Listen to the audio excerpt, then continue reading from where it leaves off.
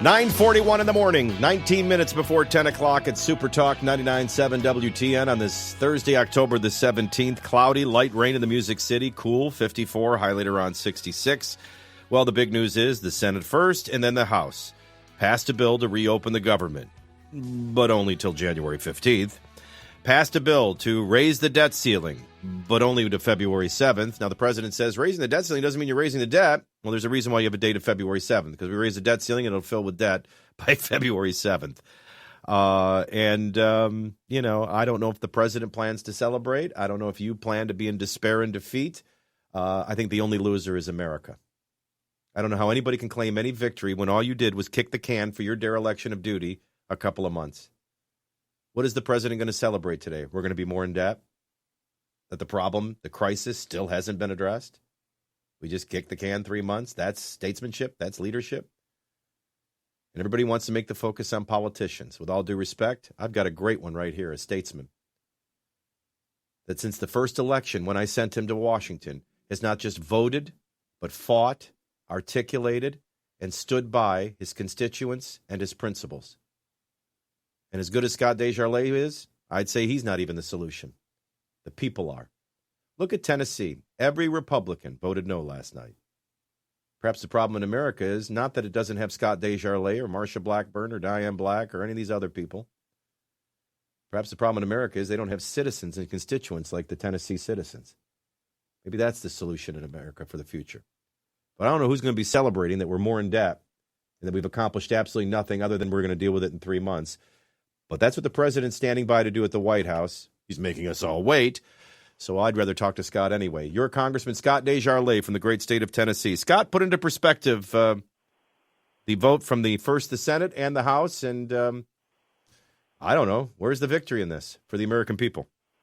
Well, there's no victory in this, clearly. But we got to look at what we learned and what we didn't learn. One, we know that we have a health care law that is not working by the president's own admission, and it's not getting any better. And it's a new entitlement. It's going to be 1/5 of our debt, and we had an opportunity to sit down, negotiate, and talk about the drivers of our debt and to get this country back on a fiscally sustainable path. And once again, it slipped through our fingers, and like you said, we're going to deal with it again in 3 months, further in debt and in worse shape than we are now.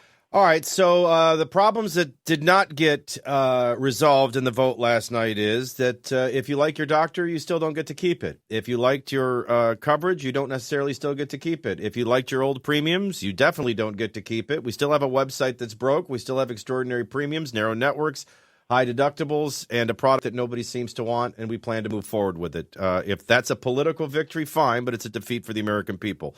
We will also wake up, basically, what this boils down to, Scott, the way I would word it is, we've got until about January 15th for the same people discussing the exact same issue. You know, you're spending more than you're bringing in, and nobody wants to cut spending. They've got now until January 15th to solve what they have failed to solve for 5 years. Where should my hope come from? Well, we've got an election now next October, November that everyone's going to be pointing to. There's a presidential election. Politicians just don't have the nerves, and I can think of better words than that. Balls. There. I guess I thought of it. I won the password. To deal with what we inevitably are going to have to deal with. And this is a problem that's going to have to be fixed. We have to have an adult discussion, but yet we have a media nationally that drives the narrative. They push out polls. They scare people. They frighten people. And one thing I learned is that there isn't much shutdown left in a government shutdown. No. This government was running at about 85%, even in a shutdown. If we'd have left it shut down for a year, we still would have spent the $2.4 trillion in revenue, and we still would have borrowed $400 billion. If we would have gone to default, if today was default day, we still generate $2.4 trillion in revenue. And all we're basically not doing is getting the money that we borrow from China and other countries to spend. So essentially, it would have balanced our budget. Can I just chime in, though? Scott DesJarlais joining us voted no, as did all of the Republican delegates from Tennessee. But the government will reopen until January 15th, and debt ceiling will be raised to a projected date of February 7th. We did have an opportunity, I think, to educate the American people. In other words, there was a window where we could have spoke to the American people and probably done so with better spokespeople and a more effective message. I guess we could learn from that. I don't hear Boehner or others speaking like you do when you're visiting on this show, meaning I think we need some new messengers, and they certainly needed to talk. They missed an opportunity. I understand how the mainstream media controls it, but they missed an opportunity to educate the American people on we just simply can't spend beyond our means and get away with it for very long. And America has a choice to make. Does it want government to be God and be all things and solve all things? And if so, where's it getting the money? Well, I mean, I really appreciate the fact that you give me the opportunity to come on and get our message out in Tennessee, get it out in Tennessee's 4th District.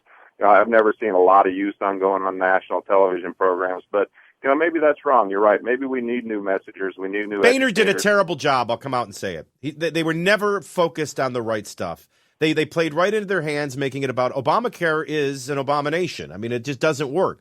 It doesn't work. Oh. When the website starts working, people see just how bad it doesn't work.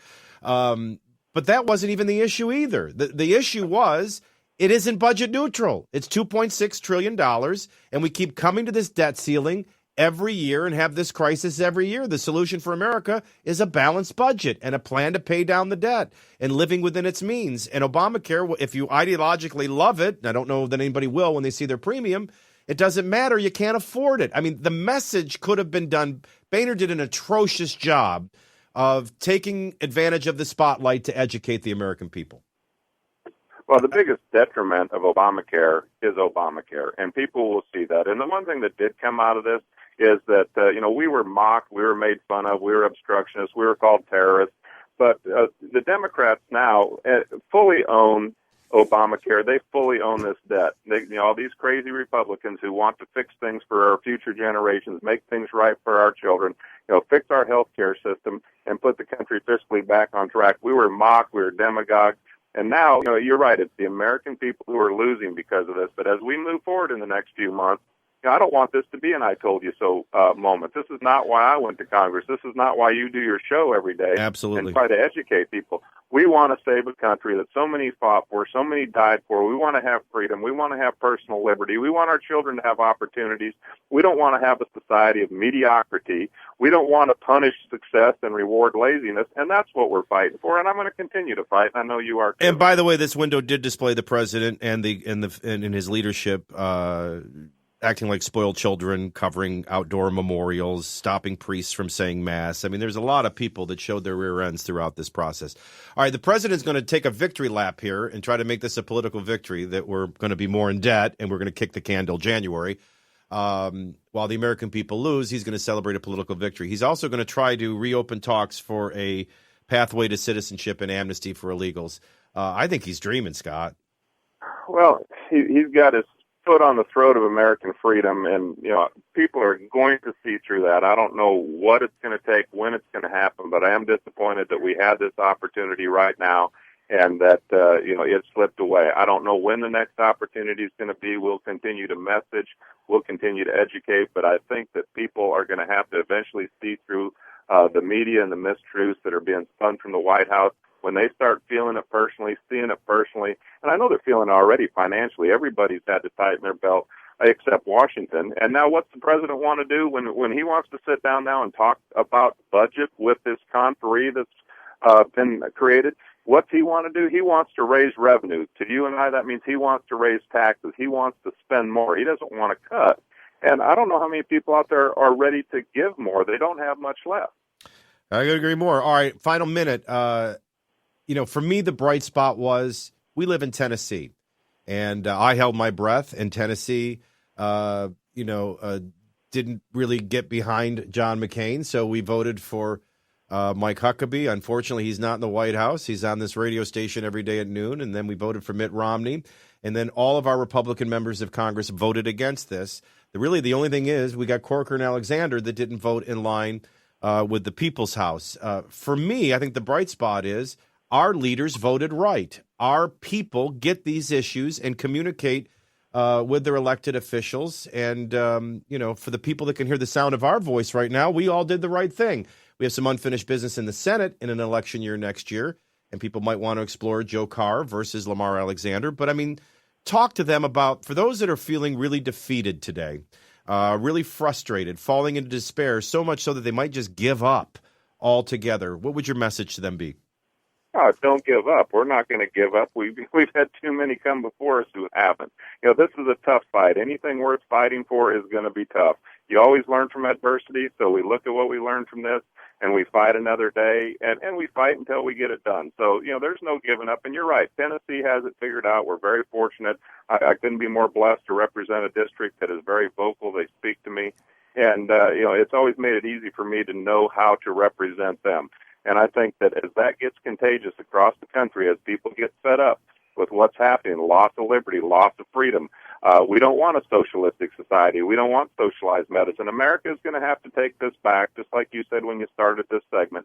The American people are going to have to speak up, speak boldly, loudly, and they have to have people that are going to listen and people that are going to lead. And I'm going to continue to do that, and I know that others will as well. And I won't give up. I didn't get in this to give up. Congressman Scott DesJarlais, thanks so much for your time. God bless you, my friend.